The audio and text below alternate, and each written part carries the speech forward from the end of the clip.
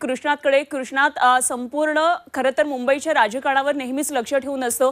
कृष्णात आज तुझं कुठल्या मतदारसंघाकडे लक्ष असणार आहे आणि काय नेमकं वातावरण सध्या दिसतंय? सध्या पश्चिम उपनगरातल्या 3 मतदारसंघांकडे आपलं लक्ष असेल। खास करून या मतदारसंघ जर पाहिले गेले तर या तिन्ही पश्चिम उपनगरातल्या तिन्ही मतदारसंघामध्ये विद्यमान खासदारांना रिपीट करण्यात आलेलं नाही। अगदी उत्तर मुंबईतले गोपाळ शेट्टी असू देत, उत्तर पश्चिममधले गजानन कीर्तिकर असू देत किंवा उत्तर मध्यमधील पूनम महाजन असू देत, या तिन्ही विद्यमान खासदारांना तिकीट दिलं गेलेलं नाही आणि त्यामुळं इतर जी लढत आहे ते नवीन उमेदवार आहेत आणि खास करून लक्ष असणार आहे ते उत्तर मुंबई या मतदारसंघाकडे, ज्या ठिकाणी आपण पाहू शकतो की थोड्याच वेळात या मतमोजणीला सुरुवात होईल आणि सर्व जे कार्यकर्ते जे आहेत, जे पक्षाचे मतदान प्रतिनिधी आहेत ते या परिसरात गोरेगाव नेस्को या परिसरामध्ये उभे आहेत, कारण इथं तिन्ही मतदारसंघांच्या मतमोजणीला थोड्या वेळात सुरुवात होणार आहे। पण सुरुवातीला आपण बघितलं तर मुंबई उत्तर लोकसभा मतदारसंघ जो आहे तो खास करून भाजपचा गड मानला जातो, बालेकिल्ला मानला जातो। या ठिकाणी गोपाळ शेट्टी निवडून येत होते, परंतु यावेळी केंद्रीय मंत्री पियुष गोयल यांना या ठिकाणी संधी देण्यात आलेली आहे आणि पियुष गोयल यांच्या विरोधात काँग्रेसचे भूषण पाटील हे उमेदवार आहेत आणि जरी नौके उमेदवार असले तरी जरी वातावरण बघितलं गेलं तरी या ठिकाणी चुरशीची लढत जी आहे ती अपेक्षित आहे, कारण जरी भाजपला या ठिकाणी एकतर्फी निवडणूक वाटत असली तरी शेवटच्या टप्प्यामध्ये मात्र मुस्लिम वोट बँक आणि हा जर फॅक्टर लक्षात घेतला तर एक वेगळा जो निकाल आहे तो अपेक्षित खास करून काँग्रेसला आहे। परंतु दुसरीकडे उत्तर पश्चिम लोकसभा मतदारसंघ ज्या ठिकाणी ठाकरे गटाचे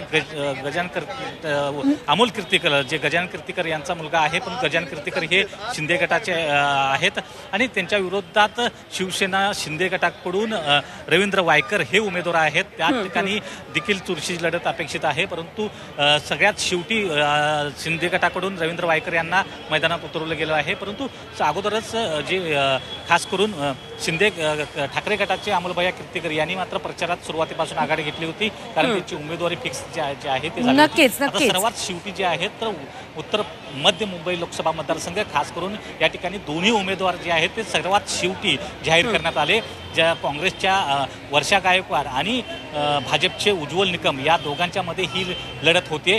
या लढतीकडे देखील सर्वांचं लक्ष आहे, कारण तिथून पूनम महाजन यांचा पत्ता कट केल्यानंतर उज्ज्वल निकम यांना थेट या मैदानात उतरवले गेलेले आहेत, प्रसिद्ध वकील आहेत। परंतु जरी हा मतदारसंघ भाजपचा राहिला असता तरी यावेळी शिवसेना ठाकरे गटाची जी मतं आहेत ती देखील निर्णायक ठरू शकतात आणि त्याचबरोबर इथलं मुस्लिम वोट बँक जी आहे ती खास करून मवियाच्या पाठीशी राहील असा एक अंदाज वर्तवला जातो। त्यामुळं या मतदारसंघात देखील नेमकं काय होतं हे देखील पाहणं गरजेचं आहे। जरी कागदोपत्री या मतदारसंघावर भाजप शिवसेना शिंदे गट यांचं वर्चस्व दिसत असलं तरी वास्तवात म्हटलं काय होतं हे देखील पाहणं गरजेचं आहे। थोड्या वेळात या तिन्ही मतदारसंघातील मतमोजणीला 8 वाजल्यानंतर सुरुवात होईल, जी 14 टेबलवर मतमोजणी होईल आणि ज्या फेरी वाईज ज्या कुणाला लीड मिळणार आहे ती थोड्या वेळात 8 वाजल्यानंतर समजू शकेल। अगदी कृष्णात, तुम्ही मुंबईच्या संपूर्ण राजकारणावर लक्ष ठेवून असता, आपण नेहमी तुमच्याकडून शिवसेना, मनसे, काँग्रेस, राष्ट्रवादी सर्वच गोटातल्या बातम्या तुम्ही आमच्यापर्यंत पोहोचवत असता।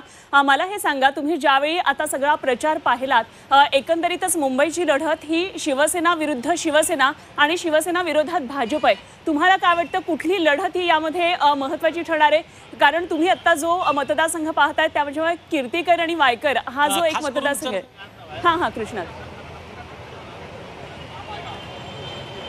नक्कीच हा मतदारसंघ शिवसेना विरुद्ध शिवसेना उत्तर पश्चिम लोकसभा मतदारसंघामध्ये पाहायला मिळते। रवींद्र वायकर जरी उशिरा मैदानात उतरले असले तरी भाजपचे जे आमदार आहेत, तिथले पदाधिकारी आहेत, त्यांच्यासाठी मैदानात उतरले होते। प्रचाराची जो भार आहे तो भाजपच्या कार्यकर्त्यांनी देखील उचलला होता। परंतु एक लक्षात घेणं गरजेचं आहे की रवींद्र वायकर यांच्यावर सुरुवातीलाच ठाकरे गटात असताना भाजपनं त्यांच्यावर भ्रष्टाचाराचे आरोप केले होते आणि त्यानंतर भाजपच्याच कार्यकर्त्यांना त्यांचा प्रचार करण्याची लोकसभेत वेळ आलेली आहे। त्यामुळे एक वेगळं चित्र जे आहे ते या लोकसभा मतदारसंघामध्ये पाहायला मिळते। परंतु अमोलभैया कीर्तिकर जे गजानन कीर्तिकर यांचा पुत्र आहेत आणि एक तरुण उमेदवार म्हणून त्यांच्याकडे पाहिलं जातं आणि एक युवा उमेदवाराकडे या लोकसभा मतदारसंघातील जनता कशा रीतीनं पाहते, त्यांना कल देते का, ते पाहणं देखील महत्त्वाचं ठरते की एक अनुभवी व्यक्ती असलेल्या रवींद्र वायकर यांच्या बाजूने कल दिला जातो हे देखील महत्त्वाचं आहे। कारण सर्वात जास्त लढत जी आहे ती या तिन्हीमध्ये ही चुरशीची अशी वाटत आहे। त्याचबरोबर खास करून दुसरी एक लढत जी आहे ती उत्तर मध्यची समजली जाते. उत्तर मध्ये देखील काँग्रेस विरुद्ध भाजप अशी लढत जी आहे ती देखील चुरशीची होताना पाहायला मिळते. आणि या मतदारसंघातील ज्या जाती आणि धार्मिक समीकरणं आहेत ती कोणाच्या बाजूने उलटतात हे पाहणं सर्वात जास्त महत्त्वाचं ठरणार आहे. अगदी. आणि जसं तुम्ही कृष्णा दत्ता वायकरांचं सांगत होतात, प्रचाराच्या सुरुवातीला वायकरांचा प्रचार तर फार दिसला नाहीच, मात्र कीर्तीकरांचा प्रचार जसं तुम्ही म्हटलात की भ्रष्टाचाराचा मुद्दा हा गाजत असताना शेवटी मात्र स्वतः सिनियर वायकरांवर आता कारवाई होण्याची वेळ आली अशापर्यंत हा गेला. म्हणजे मधले जे काही प्रचाराचे दिवस होते एवढी राजकीय गणितं या संपूर्ण मतदारसंघामध्ये बदलत होते, मात्र तरी सुद्धा एकंदरीत मतदारसंघ आज आता मतदान नेमकं कोणाच्या बाजूने होतंय आणि या मतदारसंघातला मतदार राजा नेमकं कोणाला कौल देतो हे बघणं खूप महत्त्वाचं